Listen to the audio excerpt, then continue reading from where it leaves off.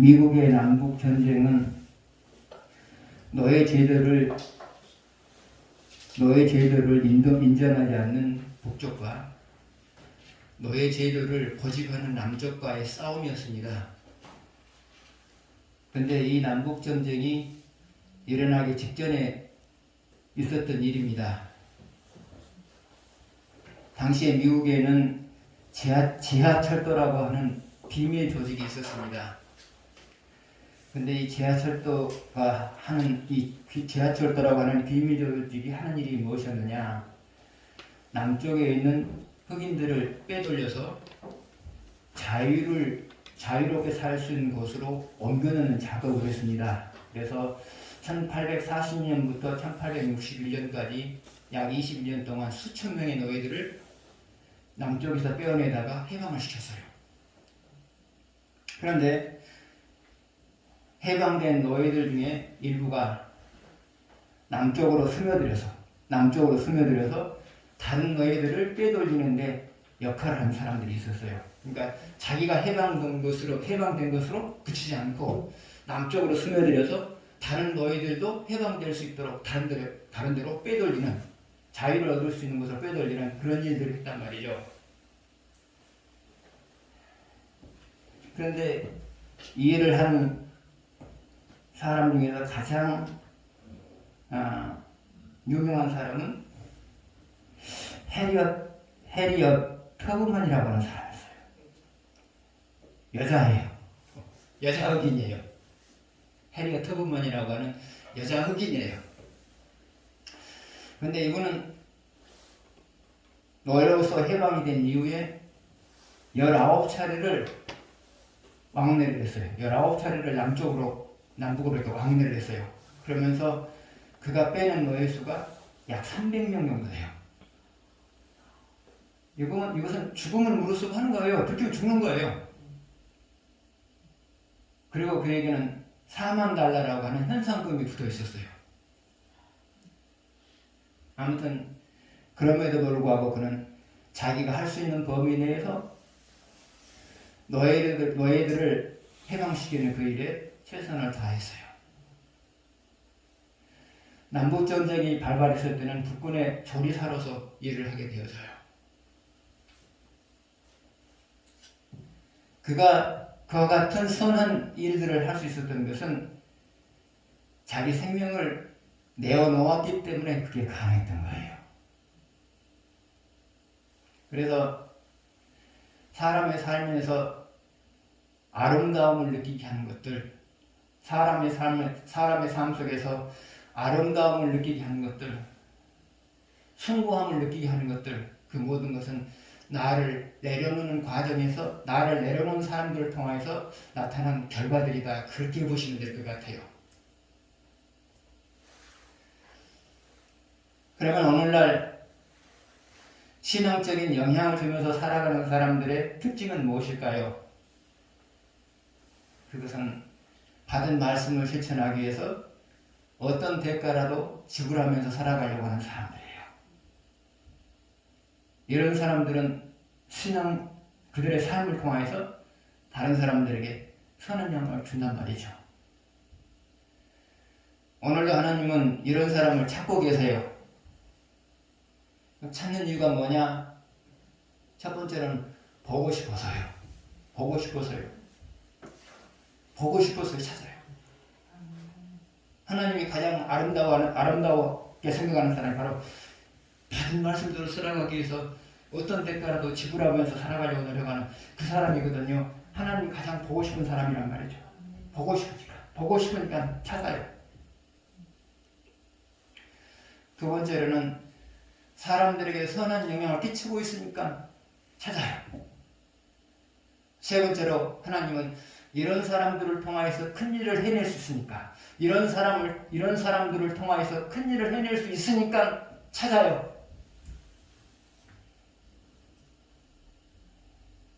큰 일이라고 하는 것은 능력 있는 사람을 통해서 하는 게 아니거든요. 큰 일이라고 하는 것은 누구를 통해서 하느냐? 어떤 대가를 지불하고서라도 받은 말씀을 지키려고 노력하는 사람. 이런 사람을 통하여 하나님이 큰 일을 하세요. 왜요? 하나님의 능력은 하나님을 위해서 희생한 것과 비례하기 때문에 그래요. 그래서 하나님을 위해서 가장 희생을 많이 하는 사람이 가장 능력 있는 사람이에요.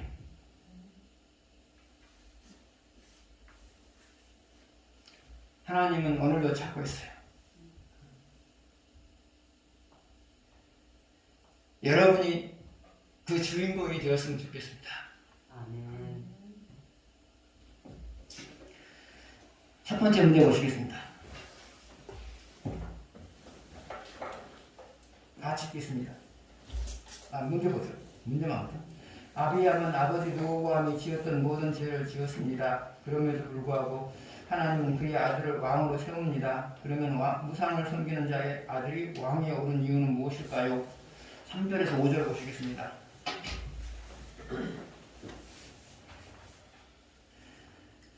아비암이 그의 아버지가 이미 행한 모든 죄를 행하고 그의 마음이 그의 조상 다윗의 마음과 같지 아니하며 그의 하나님 여호와 앞에 온전하지 못하였으나 그의 하나님 여호와께서 다윗을 위하여 예루살렘에서 그에게 공부를 주시되 그의 아들을 세워 뒤를 잇게 하사 예루살렘을 경고하게 하셨으니 이는 다윗이 햇사람 우리아의 이르에는 평생에 여호와 보시기에 정직하게 행하고 자기에게 명령하신 모든 일을 어기지 아니하였습니다.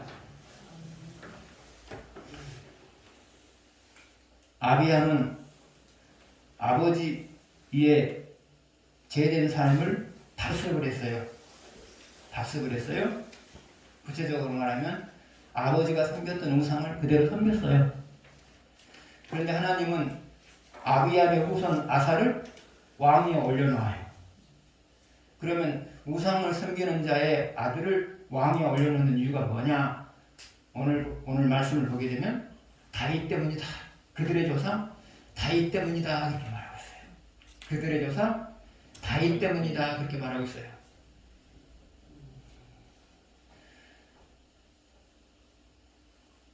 그래서 여러분이 하나님 앞에서 정직하게 살아가면, 다시 말하면 여러분이 하나님 앞에서 다짐한 대로의 삶을 살아가게 되면 여러분의 대가 잘 될 뿐만 아니라 여러분의 자녀에게도 후손들에게도 영향을 미친다 그 말이에요.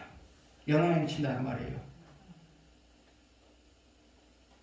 여러분이 돌아가신 다음에도 영향을 미치지만 여러분이 살아있는 동안에도 영향을 미쳐요.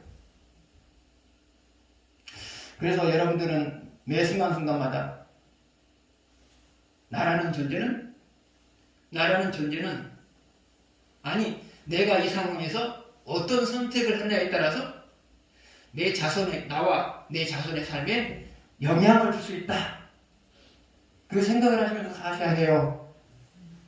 내가 이 순간에 어떤 선택을 하느냐에 따라서 나와 내 후손들에게 영향을 줄 수 있다. 라는 생각을 가지고 순간순간마다 선택하시면서 사셔야 돼요.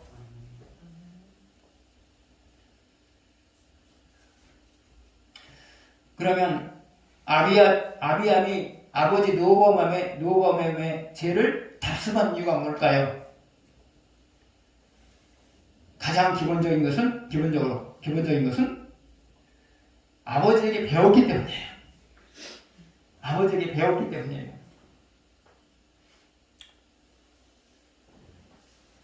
아버지가 그렇게 사시니까 그냥 그게 삶인 줄 알아요. 아버지가 그렇게 사시니까 그게 삶인 줄 안단 말이죠. 아버지한테 배웠어요. 그런데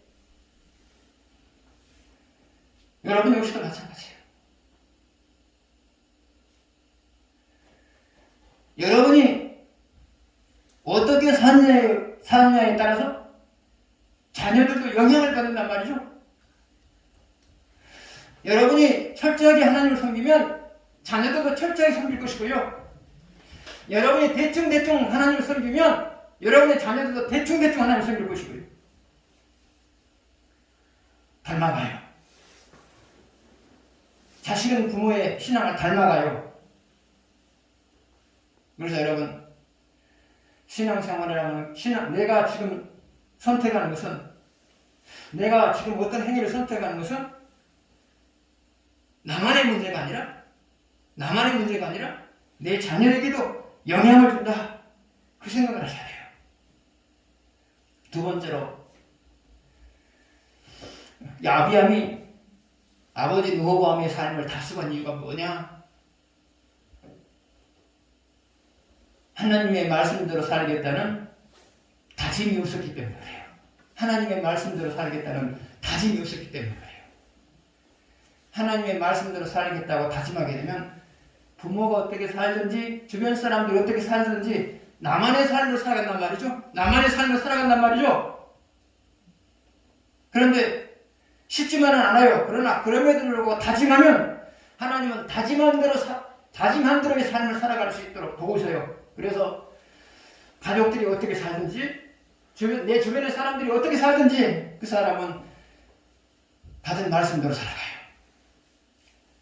우리가 지난주 공부할 때 아비야라고 하는 사람이 나와요. 여로보암 아들 중에 아비야라고 하는 사람이 나와요. 모든 가족들이 다 우상을 섬겼어요. 그러나 아비야만큼은 하나님을 섬겼더라.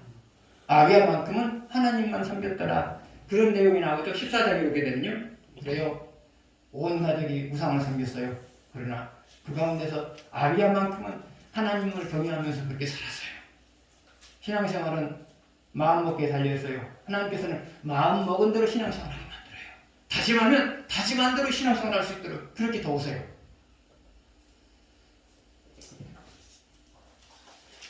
두 번째 보시겠습니다.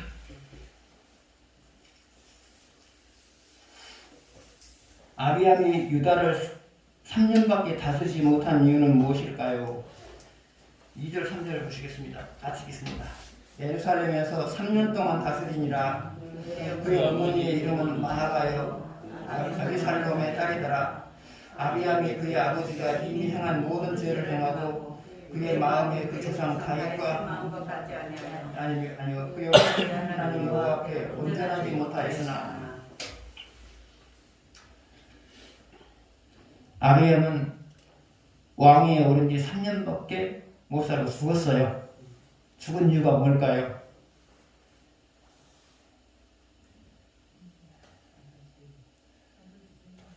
말씀 그대로 하면 아버지 죄를 다스가야 하기 때문이죠.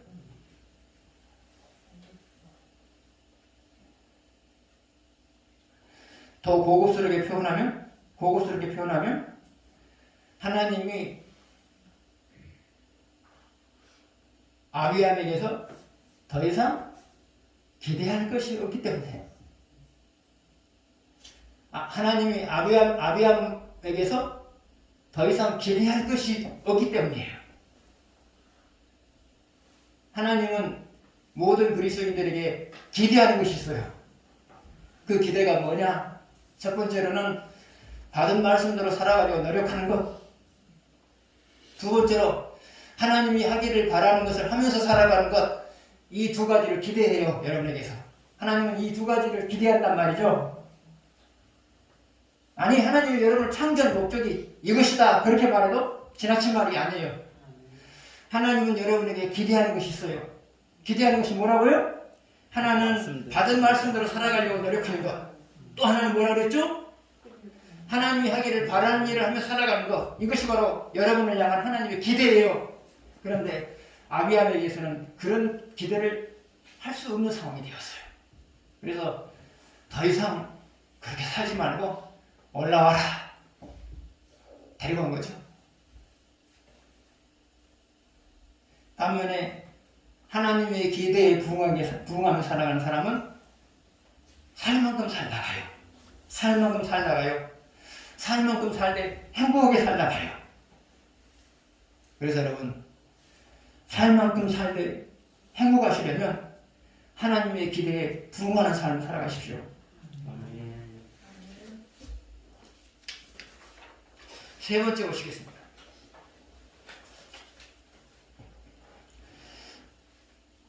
아사가 사는 동안 하나님을 기쁘게 해드린 일은 무엇인가?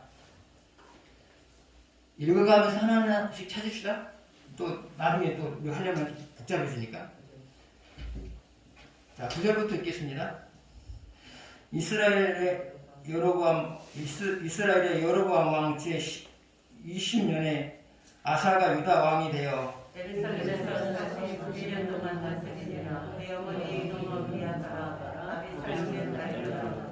아사가 그의 조상 다윗과 같이 여호와 보시기에 정직하게 행하여 안색하는 자를 족장에서 쫓아내고 그의 조상들이 지은 모든 우상을 없애고. 자, 11절에서 12절 아사가 하나님이 좋아하신 일을 하는 내용이 나오죠. 11절에서는 뭐를 했죠?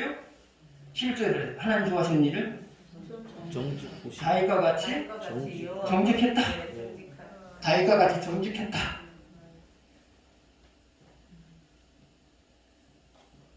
다윗과 같이 정직했다. 정직했다고 하는 것은 무엇을 의미하느냐? 다짐한 대로의 삶을 살았다. 다짐한 대로의 삶을 살았다. 그 말이죠. 다짐한 대로 살았다. 아사가 하나님 앞에서 잘한 일, 첫 번째로 다짐한 대로의 삶을 살았다.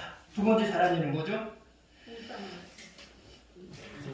남색하는 자를 땅에서 쫓아내며 그의 조상의 지은 모든 우상을 없애고. 남색하는 자가 뭐죠? 동성연애자죠. 동성연애자. 동성연애자를 축출했어요. 동성연애자를 축출했어요. 왜 축출했느냐?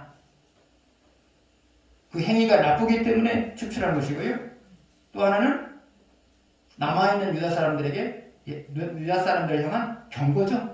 너희들도 동성연애를 하게 되면 이 공동체에서 쫓아내겠다. 경고죠. 그 다음에 뭐였죠? 세 번째로 우상을 없애고. 우상을 없앴어요. 여러분, 이 우상을 없앴다고 하는 것은 우상을 없앴다는 것 자체도 중요하지만, 근데 들여다보면 더 중요한 게 있어요. 지금 백성들의 대부분이 우상을 섬기죠. 그런데 백성들이 대부분의 우상을 섬기고 있는데 우상을 제거했다. 그러면 민심이 왕으로부터 떠나는 거죠. 오늘날 정부가 더 넓혀서 정부가 소신 있게 나라를 다스리지 못한 이유가 뭐죠? 그것은 민심이 자기들을 떠날까봐 두려워서 소신 있게 정치를 못하는 거죠. 오늘 정치인들 대부분이 그래요. 소신 있는 말을 못하고 소신 있게 정치를 하지 못하는 것은 민심이 자기들을 떠날까봐 염려가 돼서 소신 있게 못하는 거죠. 이 우상을 제거하는 것도 마찬가지예요. 쉬운 일이 아니에요. 대부분의 백성들이 우상을 섬기고 있어요. 그런데 우상을 제거했다. 그러면 민심이 왕으로부터 떠날 수 있단 말이죠. 그래서 아사가 우상을 제거했다는 것은 어떤 의미이냐? 나는 사람들이 나를 인정해 주는 것보다 하나님이 나를 인정해 주는 것을 더 귀하게 여깁니다. 이 신앙 고백이에요. 사람들이 나를 인정해 주는 것보다 나는 하나님이 나를 인정해 주는 것을 더 귀하게 여깁니다. 이 신앙 고백이 바로 우상을 제거한 거예요, 여러분. 그래서 중요해요, 여러분. 더 나아가서 나라의 운명, 나의 내일은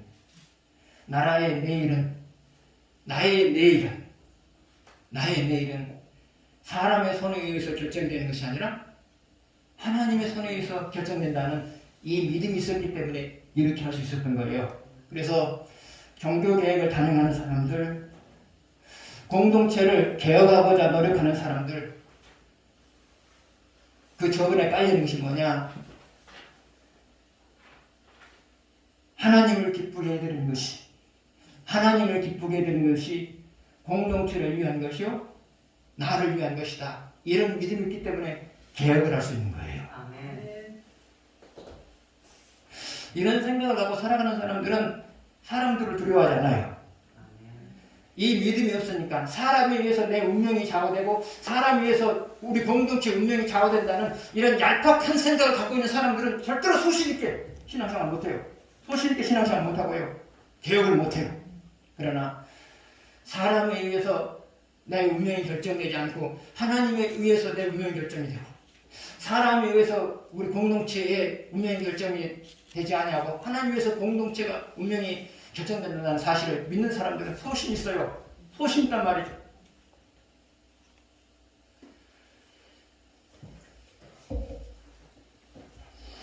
그 다음에 13절 보실까요? 13절 보실까요? 13절 같이 보시겠습니다. 또 그의 어머니 마아가가 혐오스러운 아세라 상을 만들었으므로 태우의 일을 피하고 구상을 찍어 기드론 시내가에서 불살랐으나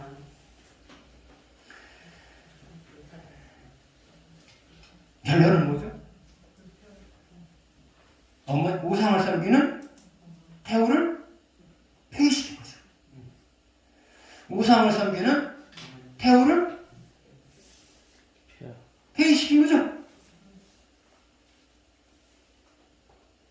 그럼 폐위시킨 이유가 뭘까요? 하나는 백성들을 향하여서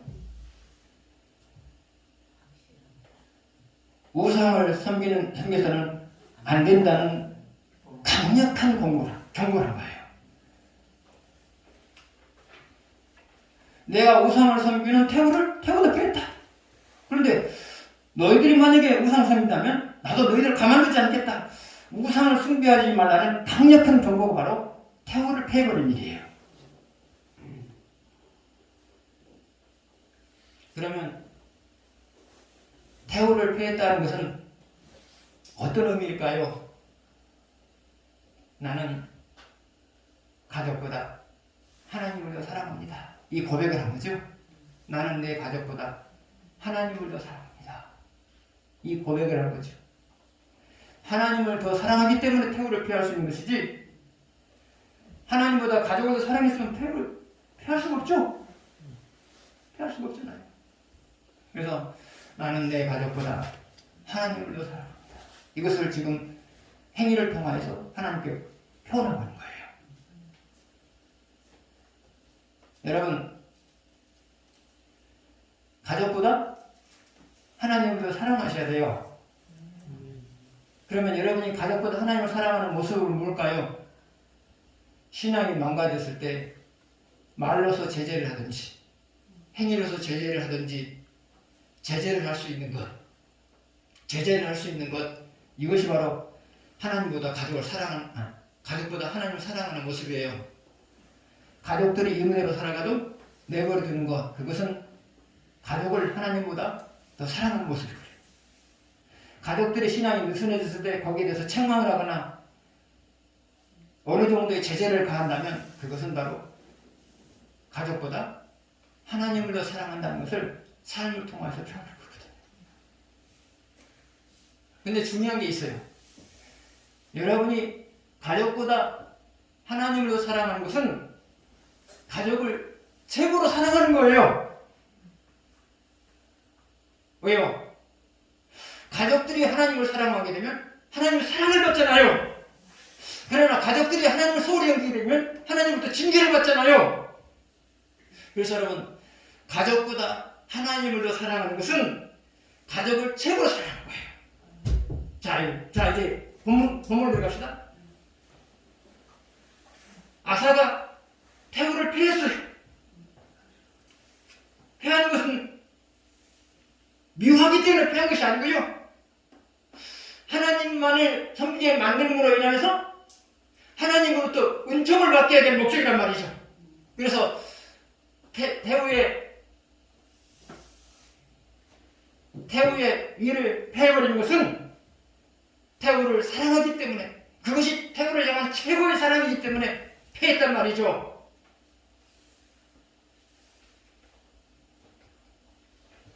그래서 여러분,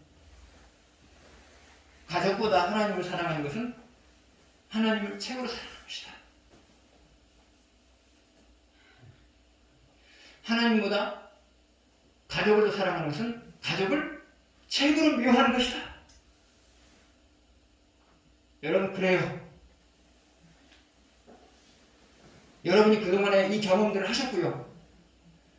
앞으로도 이 경험을 하시면서 살 거예요. 그러나 여러분이 해야 될 경험은 가족보다 하나님을 사랑함으로 인해서 결과적으로 가족들을 최고로 사랑하는 그런 경험들만 하시면서 살았으면 좋겠습니다.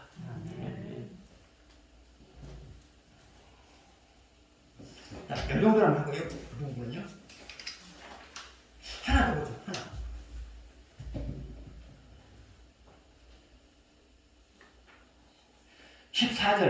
14절.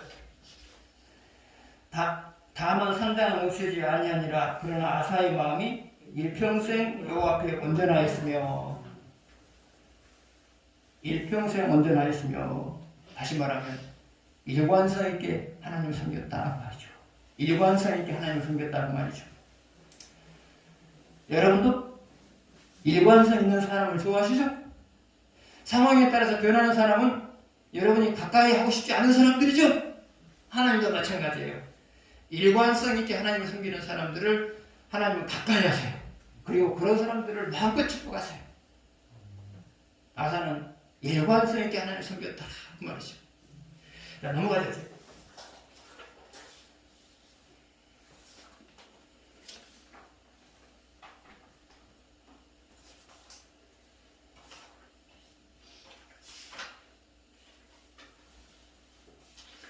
네 번째 문제예요. 라마란 어떤 것인가? 그리고 이스라엘 왕 바하사가 라마를 점령한 후에 하려는 일은 무엇인가? 그리고 이에 대한 유다 왕 아사가 취한 조치는 무엇인가? 16절에서 22절 보시겠습니다. 아사와 이스라엘의 왕 바하사 사이에 일생 동안 전쟁이 있으니라. 이스라엘의 왕 바하사가 유다를 치러 올라와서 라마를 건축하여 사람을 유다 왕 아사와 왕면치 못하게 하려 한지라. 아사가 여호와의 성전 법관과 왕궁 법관에 남은 은금을 모두 가져다가 그 신하의 손에 넘겨 다메섹에 거주하고 있는 아람의 왕 헤시온의 손자 다브리몬의 아들 베나다에게 보내며 이르되, 나와 당신 사이에 약속하였고 내 아버지와 당신의 아버지 사이에도 있었느니라. 내가 당신에게 은금 예물을 보냈으니 마세 이스라엘 왕 바하사와 세운 약속을 깨뜨려서 그가 나를 떠나게 하라 하네. 베나다시 아사 왕의 말을 듣고 그의 군대가 지휘관을 보내 이스라엘 성읍들을 치되 이온과 단과 아벨벤 마하가와 긴네렛 온 땅과 납달리 온 땅을 쳤더니 바하사가 또 라마를 건축하는 일을 중단하고 다른 사역을 아니라. 이에 아사 왕이 온 유다에 명령을 내려 한 사람도 면면하지 못하게 하여 바하사가 라마를 건축하던 돌과 제목을 가져오게 하고 그것으로 베냐민의 게바와 미스바를 건축하였더라. 라마라고 하는 것은 어떤 것이냐? 북쪽 이스라엘 라마라고 하는 것은 베냐민 땅이에요. 그러니까 당시에 남쪽 유다를 구성하고 있는 땅은 베냐민 지파의 땅하고 유다 땅이었단 말이죠. 그러니까 라마가 베냐민 땅이었으니까 라마는 어디에 누구의 소유예요? 남쪽 유다 왕국의 소유죠. 소유죠. 그런데 이곳은 바로 북쪽 이스라엘과 접경 지역에 있는 도시예요. 그러면서 남쪽과 북쪽을 이어주는 통로 역할을 남쪽과 북쪽을 왕래하는 교통 이웃이란 말이죠. 남쪽과 북쪽이 왕래하는 교통 이웃이란 말이죠. 그리고 이곳을 점령하게 되면 남북이 전쟁을 했을 때 요리한 것을 선점하는 거예요. 그러니까 다른 말로 말하면 전략적 요충지다 그렇게 말할 수가 있어요. 그래서 라마라고 하는 것은 아주 교통의 이유지요 전략적 요충지다 그렇게 말할 수 있겠고요. 그런데 북쪽 이스라엘 왕국 바하사 왕이 이 땅을 점령을 했어요. 그 다음에 거기서 성을 쌓아요. 성을 쌓는 이유가 뭐냐? 북쪽 이스라엘 사람들이 여러 가지 이유 때문에 남쪽 유다 왕국으로 유입되는 것을 막기 위해서 그랬단 말이죠. 근데 그 중에 하나가 무엇이었냐면, 그 이유 중에 하나가 뭐였냐면, 아사가 지금 정교계획을 단행했잖아요. 근데 북쪽 유다 왕국의, 북쪽 이스라엘 왕국에서도 극소수이지만 하나님을 잘 섬기는 사람들이 있었어요. 그러니까 아사가 종교 계획을 한 모습을 보고 우리도 저 사람 곁으로 와서 신앙생활 한번 잘해보자. 그런 마음이 있었단 말이죠. 그래서 이제 아사 쪽으로 사람들이 유다 쪽으로 넘어온단 말이죠. 그것을 이제 차단하기 위한 장벽이 바로 라마성이었어요. 그것을 차단하기 위한 장벽이 바로 라마성이었어요. 그래서 여러분, 그 지역을 통과하려면 성문에서 열어주면 갈 수 있는 것이고요. 안 열어주면 못 가는 거죠. 성이 그렇게 되어 있잖아요. 그래서 북쪽 이스라엘 사람들이 남쪽 유다 왕국으로 유입되는 것을 방지하기 위한 장벽이 바로 라마성이었다. 그렇게 생각하시면 돼요. 이제 그러면 아사 왕 입장에서는 그게 성이 건축되게 되면 여러 가지로 어렵잖아요. 일단 딴 거 뺏겨버린 거고요. 딴 거 뺏겼죠. 근데 그것이 이제 성이 생겨버리게 되면 나중에 또 전쟁할 때도 불리해지고요. 여러 가지로 어렵단 말이죠. 그래서 이제 아람 군대의 도움을 받아가지고 이제 바사 군대를 격퇴시켜요. 그러고 나서 어떻게 하느냐? 전쟁에서 지게 되면 무거운 것들은 다 놓고 가죠. 근데 이제 남아선을 건축하기 위해서 건축 체제들을 몽땅 갖다 놨단 말이죠. 근데 도망가면서 그거 들고 가겠어요? 다 놔두고 갔죠. 근데 그 놔두고 간 것을 가지고 무엇을 해야 되냐? 여기 보게 되면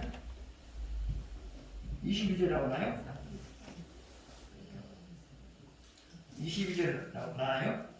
바사가 라마를 20절 뒷부분 바사가 라마를 건축하던 돌과 제목을 가져오게 하고 그것으로 베냐민의 게바와 미스바를 건축하였더라. 남기고 간 건축자들을 통하여서 자기들이 하고 싶은 것을 건축했다는 말이죠.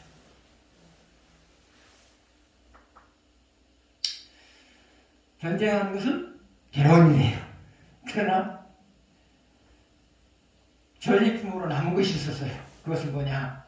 하나의 어떤 곳을 건축할 수 있는 건축 재료들이 전리품으로 남았단 말이죠.